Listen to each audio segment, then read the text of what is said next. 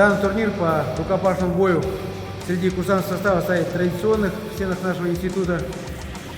Командование военного института, я сам лично твердо убеждены, что наши курсанты и дальше будут демонстрировать хорошие результаты, показывать свое мастерство во всех видах спорта, не только в рукопашном.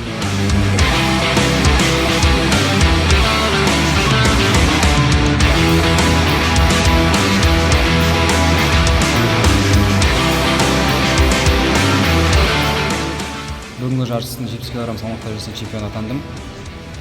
Жарыс өте жоғары деңгейде өтті. Төрешілік қауым бәрі де жоғары деңгейде өтті. Мен осыған дейін Ушу сайында спортмен айналысқам. 5-6 жылдай болып қалды.